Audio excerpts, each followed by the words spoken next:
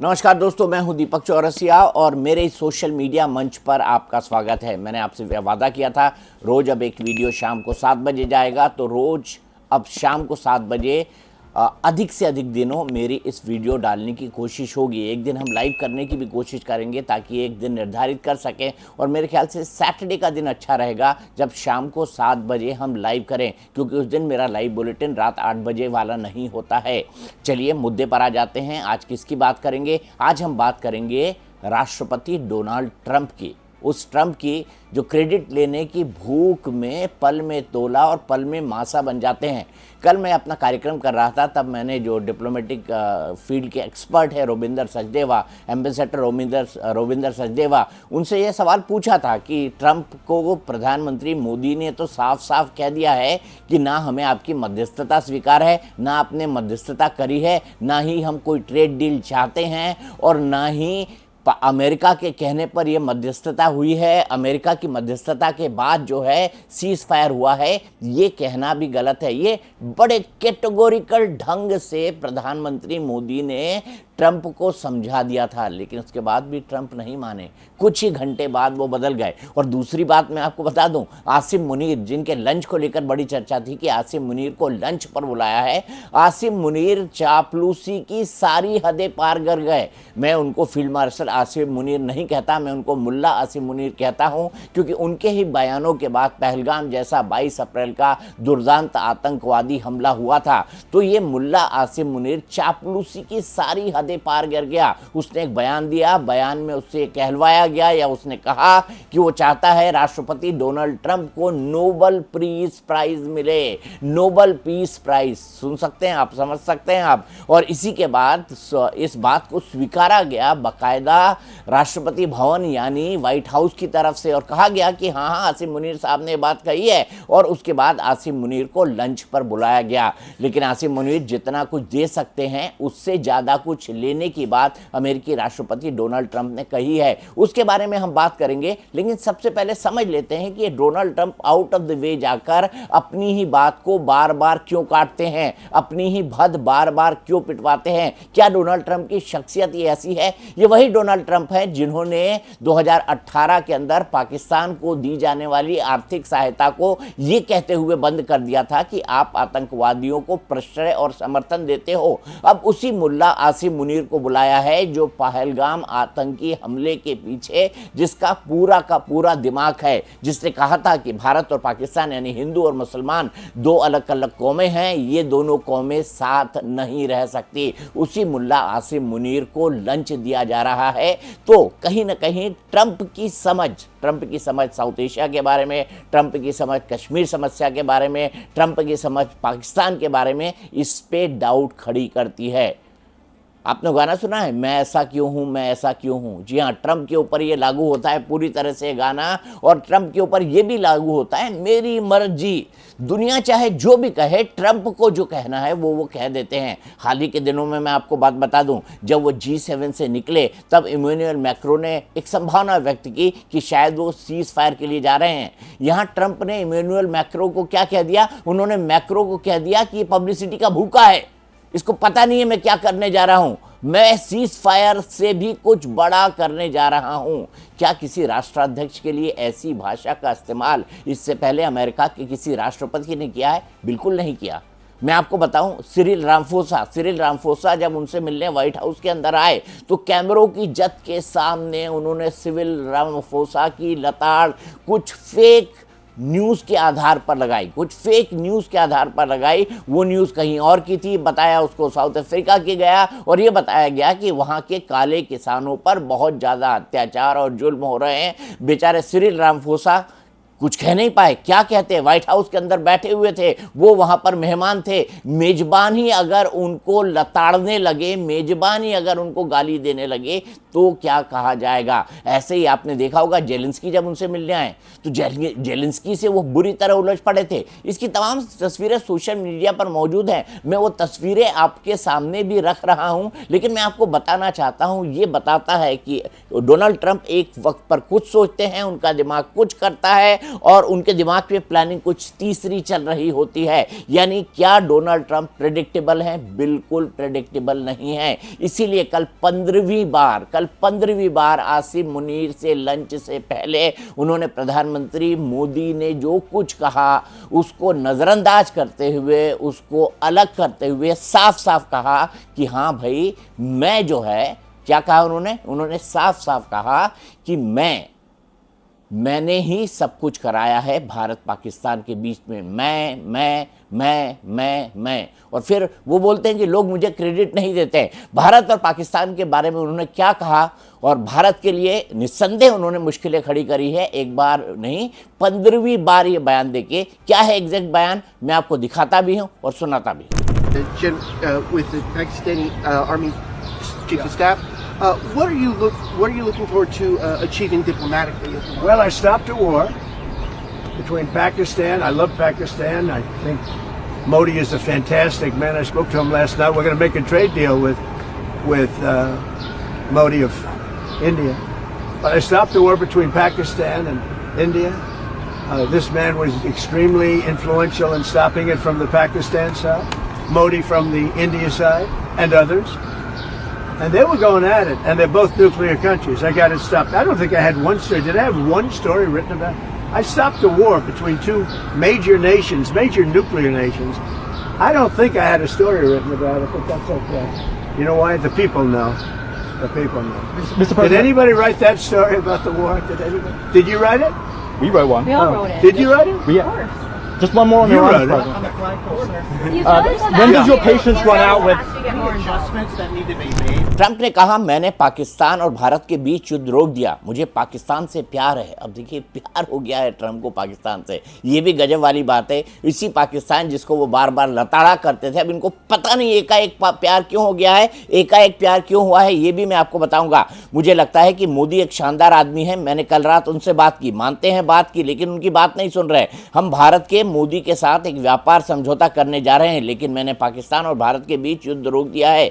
यह आदमी आसिम मुनीर के बारे में उन्होंने कहा पाकिस्तान की तरफ से इसे रोकने में बेहद प्रभावशाली था, भारत की तरफ से मोदी और अन्य। तो मैं आपको बताना चाहता हूं, ये ट्रंप जो है पल में तोला पल में मासा हो जाते हैं। इसलिए ट्रंप को ज़्यादा सीरियसली लेने की जो गलती थी भारतीय लोग कर चुके थे कि ट्रंप भारत के हितों के समर्थन में है। ट्रंप सिर्फ एक चीज़ के समर्थन में है, वो है पैसा पैसा पैसा पैसा और पैसा।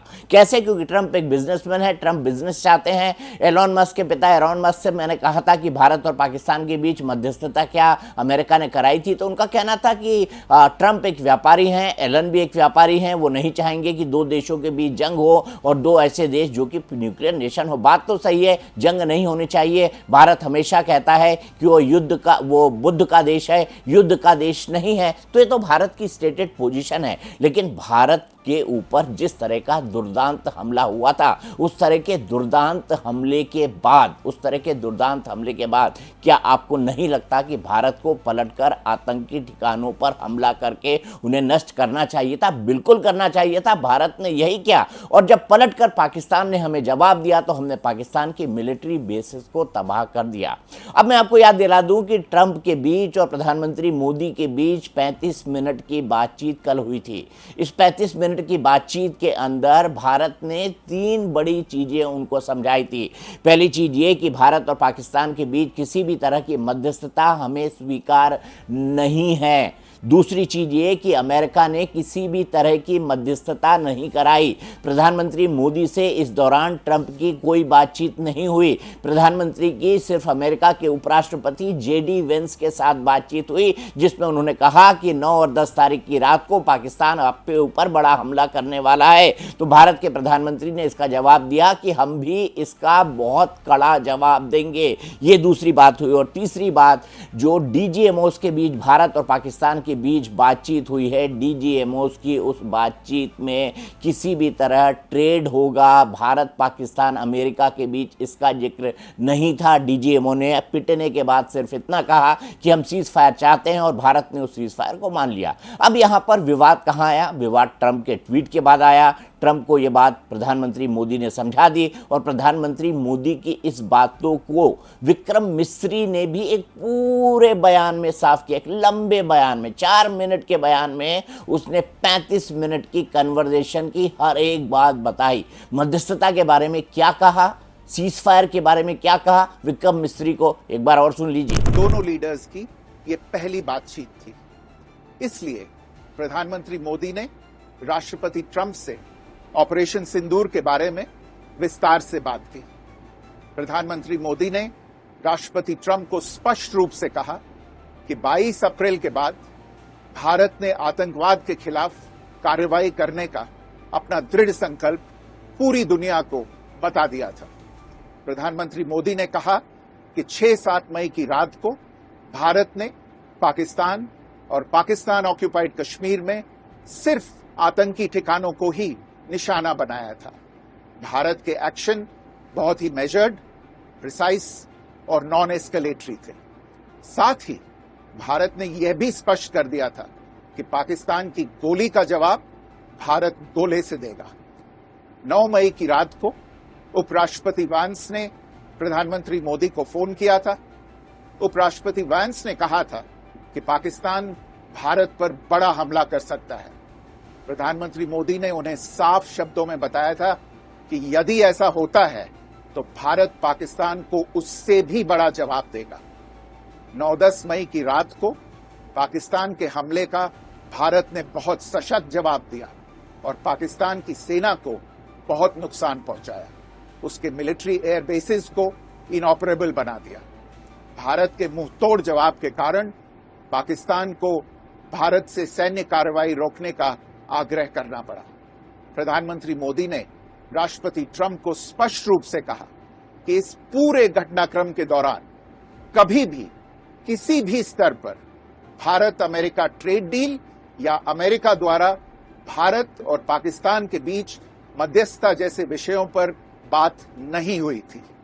सैन्य कार्रवाई रोकने की बात सीधे भारत और पाकिस्तान के बीच दोनों सेनाओं की एग्जिस्टिंग चैनल्स के माध्यम से हुई थी और पाकिस्तान के ही आग्रह पर हुई थी। प्रधानमंत्री मोदी ने जोर देकर कहा कि भारत ने न तो कभी मध्यस्थता स्वीकार की थी, न करता है और न ही कभी करेगा। इस विषय पर भारत में पूर्ण रूप से राजनीतिक एकमत है। राष्ट्रपति ट्रंप ने प्रधानमंत्री द्वारा विस्तार में बताई गई बातों को समझा और आतंकवाद के खिलाफ भारत की लड़ाई के प्रति समर्थन व्यक्त किया। प्रधानमंत्री मोदी ने यह भी कहा कि भारत अब आतंकवाद को प्रॉक्सी वॉर नहीं, युद्ध के रूप में ही देखता है और भारत का ऑपरेशन सिंदूर अभी भी जारी है। राष्ट्रपति ट्रंप ने प्रधानमंत्री मोदी से पूछा कि क्या वे कनाडा से वापसी में अमेरिका रुक कर जा सकते हैं। पूर्व निर्धारित कार्यक्रमों के कारण प्रधानमंत्री मोदी ने अपनी असमर्थता व्यक्त की। दोनों लीडर्स ने तब तय किया कि वे निकट भविष्य में मिलने का प्रयास करेंगे। अब ट्रंप की प्रॉब्लम क्या है? ट्रंप की प्रॉब्लम यह है कि वो ऊटपटांग बयान दे देते हैं, सोशल मीडिया पर किसी से भी भिड़ जाते हैं। आपने प्रधानमंत्री नरेंद्र मोदी के ट्वीट देखे हैं? अगर वो किसी को जवाब देते हैं तो वो जवाब भी बेहद शालीन होता है, शालीनता के पैरामीटर्स पर परफेक्ट होता है। लेकिन ट्रंप के साथ ऐसा नहीं है। ट्रंप ने क्या कह दिया? ट्रंप ने इमैनुअल मैक्रो को ही पब्लिसिटी का भूखा कह दिया। एक राष्ट्राध्यक्ष दूसरे राष्ट्राध्यक्ष के बारे में ऐसी बात सार्वजनिक तौर पर सोशल मीडिया पर करेगा? क्या कभी सोच भी सकते हैं? वो किसी को कुछ भी कह सकते हैं। उन्होंने हाल ही में मिडिल ईस्ट के एक देश से एक प्लेन लिया और सिरिल रामाफोसा ने कहा, जब उनके कपड़े उतार रहे थे व्हाइट हाउस के ओवल ऑफिस के अंदर बैठ के राष्ट्रपति डोनाल्ड ट्रंप, उन्होंने कहा कि साहब हम गरीब देश हैं, हमारे पास आपको देने के लिए प्लेन नहीं है। तो ट्रंप वहाँ क्या कहते हैं? आप देते तो मैं तो रख लेता, किसी ने मुझे दिया, मैंने रख लिया।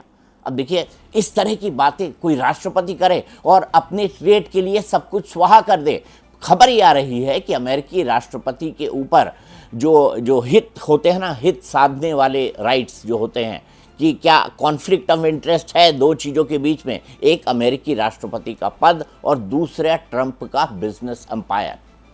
पाकिस्तान के साथ भी वो क्यों इतनी गलभैया कर रहे हैं? क्योंकि पहलगाम हमले के बाद जो क्रिप्टो करेंसी का ट्रेड करता है अमेरिका, जिसमें पूरा का पूरा ट्रंप का परिवार इन्वॉल्व है, उसका बेस अब कहाँ बनाया जा रहा है? उसका बेस अब बनाया जा रहा है पाकिस्तान के अंदर। इसीलिए आसिम मुनीर की ज़रूरत है, क्योंकि पाकिस्तान में आर्मी की चलती है, सरकार की नहीं। ये बात डोनाल्ड ट्रंप भी जानते हैं। आपको ये भी याद होगा, जब सीज़ फायर को लेकर बात हो रही थी तो शहबाज शरीफ से बात नहीं की गई थी, तब आसिम मुनीर से बात की गई थी कि सीज़ फायर भारत और पाकिस्तान के बीच हो। इसलिए आसिम मुनीर को बताया और समझाया गया था अमेरिका की तरफ से कि आप जाइए भारत से सीज़ फायर मांगिए, वरना वो आपको इसी तरीके से ठोकता रहेगा। अब इसको कोई मध्यस्थता समझ ले और इसको कोई ये मान ले कि हमने मध्यस्थता का उसको ठेका दे दिया है, तो ये बिल्कुल गलत है। हमारी बातचीत अमेरिका के प्रतिनिधियों से हो रही थी, लेकिन हम किसी तीसरे देश की मध्यस्थता खास तौर से पाकिस्तान के मामले में स्वीकार भी नहीं सकते।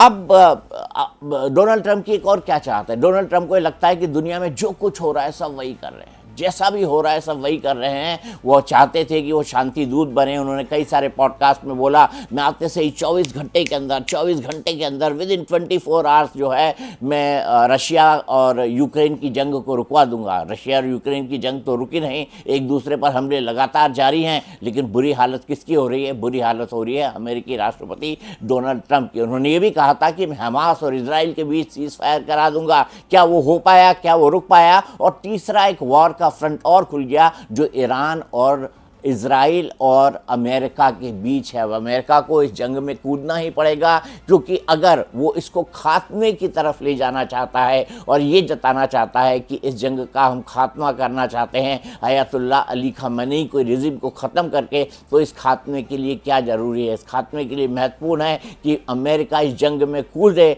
और वहाँ पर सत्ता परिवर्तन कराए। इसीलिए उनको पाकिस्तान की भी ज़रूरत है। वो चाहते हैं कि ईरान का पड़ोसी पाकिस्तान जो है अमेरिका के फेवर में आ जाए, इसके बदले में माल मिलेगा, जैसा अफ़गानिस्तान के वक्त मिला था। तो माल लेने के मामले में जो पाकिस्तान की फ़ौज है वो कभी पीछे नहीं रहती। तो मेरे ख्याल से ये एक बहुत बड़ी ज़रूरत है, जिसके बारे में आसिम मुनीर से डोनाल्ड ट्रंप ने बात की होगी। इसके बारे में विस्तार से बात करेंगे, किन किन चीज़ों की ज़रूरत है। बेसिस की ज़रूरत है, इंटेलिजेंस की ज़रूरत है, पाकिस्तान की भी ज़रूरत है। अगर ईरान ने बलूचिस्तान के अंदर बलूच विद्रोह का सपोर्ट कर दिया तो पाकिस्तान की बुरी हालत हो जाएगी। क्या ऐसे में वो अमेरिका को सपोर्ट देगा? इन बातों पे एक अलग से वीडियो बनाएंगे, लेकिन मेरा मकसद आज के वीडियो में आपको ये समझाना था कि आज की तारीख से मैं खुद ट्रंप को बड़ा सीरियसली लेता था। मुझे लगता था ये इस्लामिक टेरर के खिलाफ बात करता है, लेकिन वो क्या बात करता है और किस तरीके से बात करता है, मुझे अब उसके अंदर कोई रैशनैलिटी नज़र नहीं आती। इसीलिए मैं आज से ये कहूँगा